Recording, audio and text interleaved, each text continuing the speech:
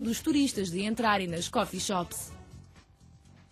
8h47, como sempre, antes das 9 horas da manhã, convidamos um gestor para olhar para a atualidade também. Hoje é convidado desde primeira hora, Frederico Rauter, que é responsável pela mobilidade elétrica da Siemens Portugal. Frederico, bom dia, obrigado por estar no Primeira Hora. Que notícia é que escolheu da edição de hoje do Diário Económico? Olha, penso que há uma notícia muito relevante que tem a ver um bocadinho com a mobilidade elétrica, mas pegando na parte da comparação do que é o custo relativamente à parte do diesel ou de gasolina. E faz-me pensar também, no fundo, na flutuação que tem havido no petróleo de Brent e, em particular, toda a situação com o Irão, as sanções, o Estreito de Hormuz e, portanto, no fundo, os riscos que temos para que estas análises económicas ainda sejam mais agravadas em termos de custos para os utilizadores. Tem provocado, de facto, também um aumento considerável do preço dos combustíveis fósseis, o preço, nomeadamente, da gasolina e do gasóleo. E, infelizmente, sem grandes perspectivas de descida, aliás, pelo contrário.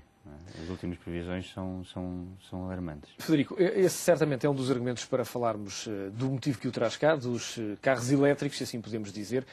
Há um pouco o estigma de que os carros ainda são muito caros e que as baterias não duram muito. É um estereótipo que tem razão de ser ou já não é assim? Eu penso que não.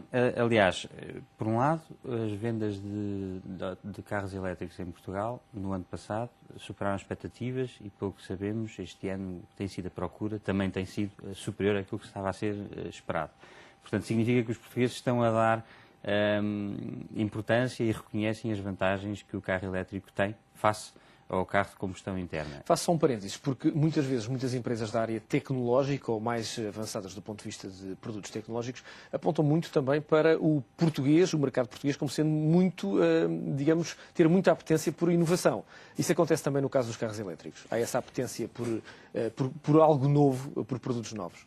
Eu penso que sim, mas também há, no fundo, uma análise racional sobre o que é a proposta de valor do carro elétrico face a proposta de valor de um carro a combustão interna. E essa análise tem a ver com o conforto que o carro elétrico traz, tem a ver com, no fundo, uma consciência ambiental. O carro elétrico não produz CO2 em termos de utilização direta, mas muito importante tem a ver com as contas que os portugueses fazem no final do mês.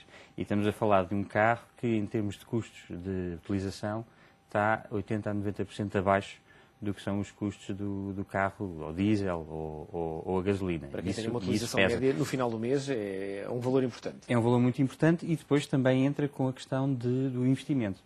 Se é verdade que o carro elétrico ainda está a mais ou menos 15% acima do que é o custo de um carro de gasolina ou a diesel, no final do dia, tendo em conta o quão mais barato é utilizar, compensa apostar na mobilidade elétrica. Isto por um lado. Agora, em termos de incentivos, temos incentivo por parte do carro, mas também é fundamental termos uma infraestrutura de carregamento que esteja ao serviço das necessidades das pessoas. E essa infraestrutura já existe, Frederico? Essa infraestrutura tem um arranque muito bom em Portugal com o projeto Mobié, que é um projeto de maior dimensão europeia, um projeto reconhecido internacionalmente e que permitiu dotar Portugal de uma capilaridade importante para as pessoas poderem, sem sentir, no fundo, perigo de não ter como abastecer o seu carro, e, portanto, conseguem, quer em termos de cidade, quer entre as cidades, encontrar já carregadores. Agora, não é só o número de carregadores que interessa, é também, no fundo, a funcionalidade do carregador. E estou a pensar particularmente no tempo de carregamento necessário. Esses tempos, para termos uma ideia, Frederico, e isto penso que é importante até porque quem não tem um carro elétrico pode estar a ponderar essa possibilidade e, obviamente, quer saber pormenores práticos. Quanto tempo é que demora a carregar um carro, por exemplo? Em termos de tecnologia standard, demora 6 a 8 horas, quando estamos a falar de carregadores de rua normal na cidade. Por isso é que, e uma das grandes apostas carregamento da Siemens... total, obviamente, total da bateria. Uma das principais apostas da Siemens foi perceber que não dá. 6 a 8 horas naquilo que é o do dia-a-dia de uma pessoa, não entra, não dá para se ajustar. E então desenvolveu uma tecnologia que permite reduzir este tempo para 1h30 a 2 horas.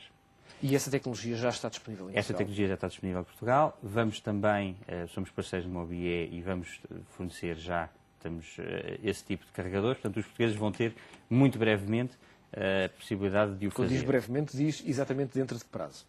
Nos próximos meses. Muito Portanto, os projetos já estão fornecidos, é uma questão de os instalar. Mas tem trabalhado também, diga Frederico. Dizia que estas 2 horas não são por acaso.